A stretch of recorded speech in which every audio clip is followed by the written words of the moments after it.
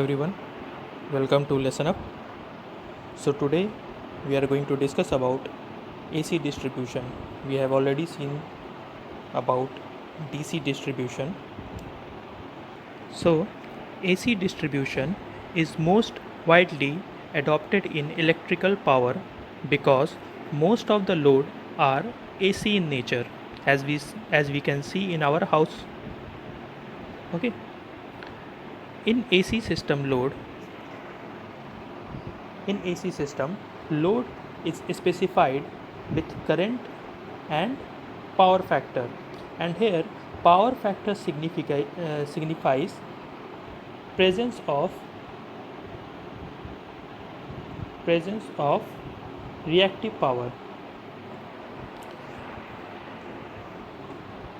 Let a load power factor is 0.8. It means if load consume 100% of power with a power factor of 0.8, which means that 80% of the power is real power and 20% of power is reactive power. That's why I told that power factor signifies presence of reactive power. Generally, we see in domestic or commercial, power factor is between 0.95 to unity power factor. In industrial areas, in industries, 0.6 to 0.8. In irrigation, 0.75 to 0.9, and in traction, 0.85 to 0.95. Now, the AC distribution scheme is operated in two types. First, when all the loads are referred to a common voltage. Okay, so what it means? Basically, it happens in domestic and commercial distribution because whenever you supply power from the distributor to service main line, suppose from the distribution transformer, this is the service main line and these are the houses. Okay, so it doesn't mean it supply 400 volt and this house will get 400 volt, this house will get 360 volt, this house will get 330 volt. It doesn't like that. In domestic purpose, we have to supply approximately equal amount of voltage to all the houses. Okay, so this technique is adopted in domestic and commercial distribution where the voltage should be referred as common voltage. And the next scheme is different load are supplied with different voltage. Okay, and this actually we consider in industrial distribution. What it mean? So every industry have their different application and work on different power factor. So suppose the power factor of this industry is 0.6 and power factor of this industry is 0.7. It means if you supply 100% of power to this industry, the 60% of the power will be active power and 40% of power will be reactive power. Similarly, if you supply 100% of power to the second industry, it means 70% of the power will be active power and 30% of the power is reactive power. Now, active power is sensitive to the load angle, whereas reactive power is sensitive to the voltage. So, if the reactive power requirement changes for both the industry, the voltage profile will also changes. That's why we need to supply different voltage to different industries. Now, take an example of an AC distribution. Here, Z1 and Z2 is given 0.025 plus J 0.035, which is go and return conductor. Okay, if VB is 230 at an angle of 0, means the voltage across B is 230 at an angle of 0, we need to find VA, voltage at A. So what will be the voltage at A? Voltage at A will be equal to drop across these two, A and C, drop across A, C and B, and voltage at B. Okay, so it will be voltage drop across AC plus voltage drop across CB plus voltage at B. Now the voltage drop across AC will be equal to, see, this load is taking I1 is equal to 100 ampere at 0.8 power factor lag, and this 50 ampere with unity power factor. Okay, so both the current will flow between A and C, and from here I1 will come here and I2 will flow till this point. So the drop between A and C should be the multiple of summation of both the current and impedance. So it will be I1 plus I2 into Z1 plus voltage drop across C and B. So the current between C and B is I2 and impedance is Z2.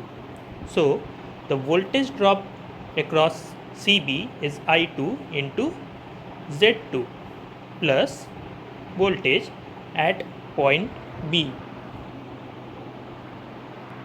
Now VA will be equal to VB, which is given 230 at an angle of 0 degree, plus I1 plus I2.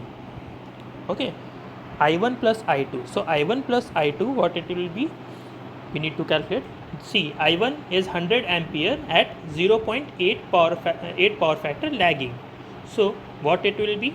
I1 is equal to 100 into sine cos phi, that is 0.8, it is given, cos phi plus j sin phi. Okay, so you just calculate the value of phi, that is phi is equal to cos inverse of 0.8, which will give you 36.86 something, and sin phi. So sin phi you will get it as 0.6.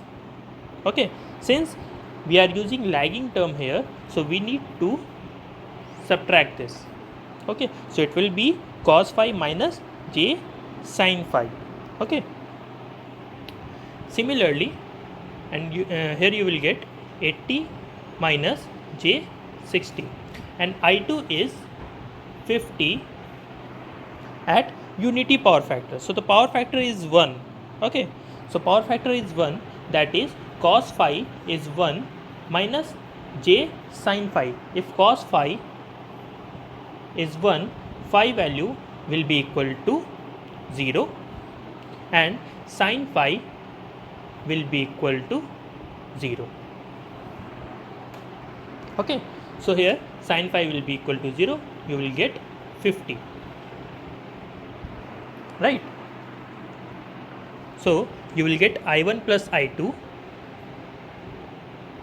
as 80 plus 50, that is 130 minus j 60. So I1 plus I2 you got 130 minus j 60 into Z1 plus I2, we got I2 50 ampere into Z2. Okay, since Z1 is equal to Z2, we will take it as common, so it will be 230 plus 130 plus 50 minus j 60 into Z1. Okay, 230, since Z1 is equal to Z2, so we can write Z1 or Z2. Okay, we will take it as common, plus 180 minus j 60 into Z1, which is 0.025 plus j 0.035 you will get somewhere around 236.64 at an angle of 1.16 degree.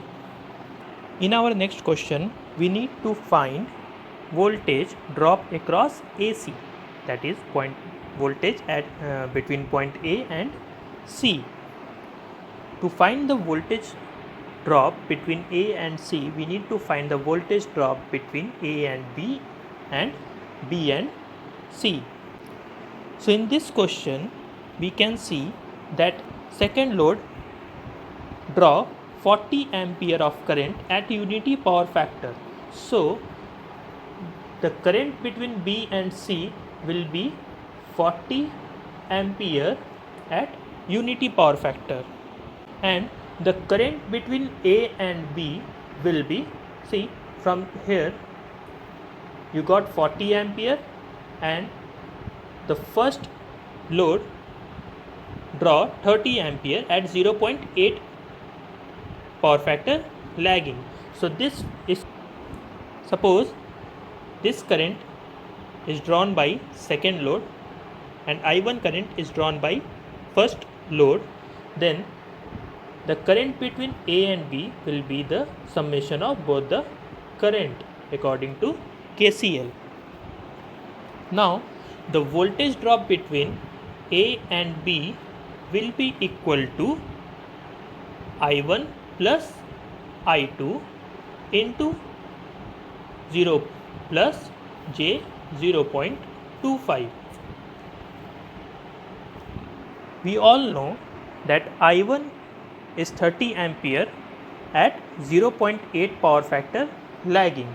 Okay, so how to write this?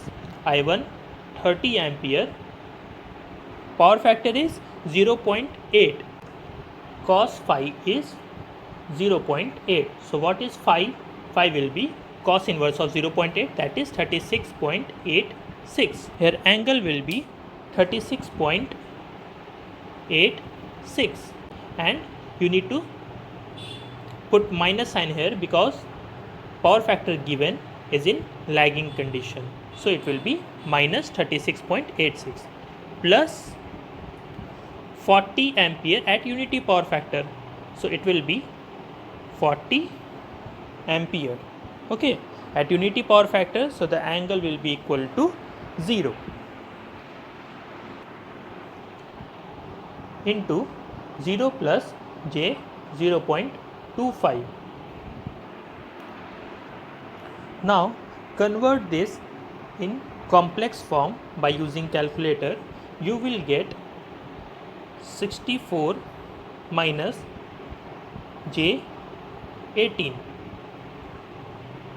into 0 J 0.25 and multiply this to, you will get 4.5 plus 16J, which is equal to 16.62 at an angle of 74.29, and the voltage between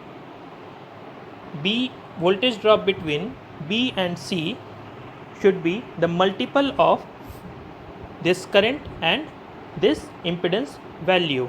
So it will be 40 into J 0.35. So you will get somewhere around 14 at an angle of 90 degree. So the voltage drop between A and B we have calculated, and the voltage drop between B and C we have calculated. So what is the voltage between A and C? It should be addition of both the voltage drop. So it will be 16.62 at an angle of 74.29 plus 14 at an angle of 90 degree. So this will give you 30.335 at an angle of 81.46 degree. Try to use gate calculator so that you won't face any trouble while using it into gate examination. So our next question is, for a given power delivered, if the working voltage of a distributor line is increased to m times, okay, voltage increased to m times, the cross sectional area of the distributor line should reduce to, see, whenever you increase the voltage by m times, the percentage voltage of the conductor should be remain same. Okay, like if you have if you were supplying 200 volt and suddenly you raised to 300 volt, the voltage drop, the percentage voltage drop between the section should be same. So here in this question, let the corresponding power in initial case is P1, cross sectional area is A1 and voltage is V1. Okay, once the voltage is increased, the corresponding power will be P2, the cross sectional area will be A2 and voltage will be V2. And in question it is given that voltage is increased by m times, which mean that V2 should be equal to m times of V1. Okay, since the power delivered should be same,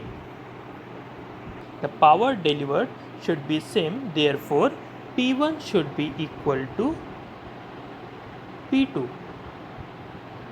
Since we are not changing load, we have changed the voltage profile, we are not changing load, so the power will consumed by load will be the same.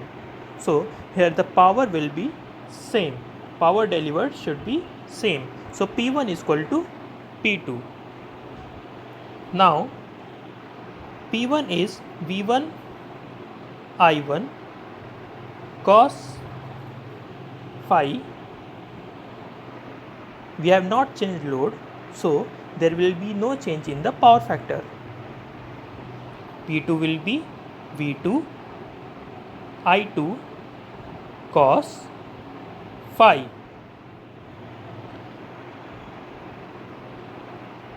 Now V1 I1 should be equal to V2 I2 and V2 is m V1 I2. Okay, so from this equation V1 will get cancelled and we will get I2 is equal to I1 by m. As I told you, according to voltage drop, distributor is designed. Therefore, the percentage voltage drop of the conductor will remain same. Okay, so what is the percentage voltage drop?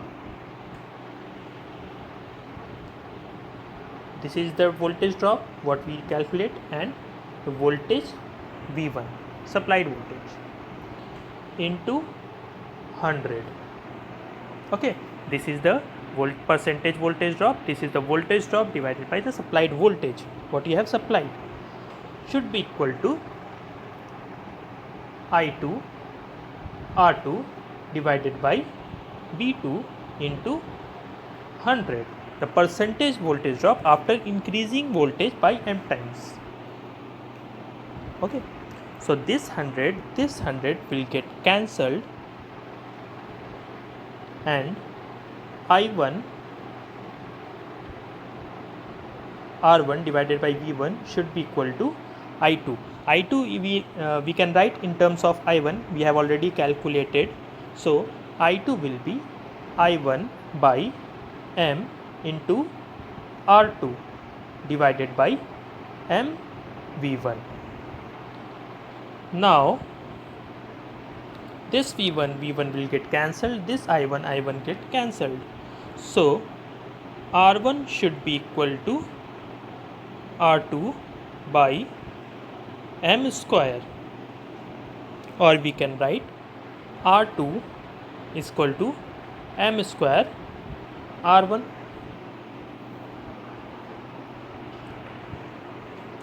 As we know that resistance is equal to rho L by A, which means resistance is inversely proportional to the cross sectional area.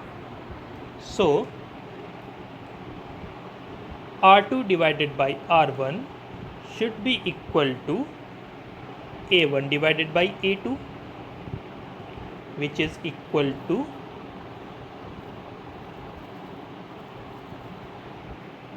m square. We'll put R2 as m square into R1 here. So you will get A1 by A2 is equal to m square, or A2 will be A1 by m square. So if you increase the voltage by m times, the cross sectional area of the distributor line will reduce to 1 by m square times. Okay, so this is the solution we got. In next video we will see design of power system. Okay, in that design features are the considerable features in these designs where conductors, insulator, phenomena of corona and sag calculation, which we are going to see in our next video. Thank you.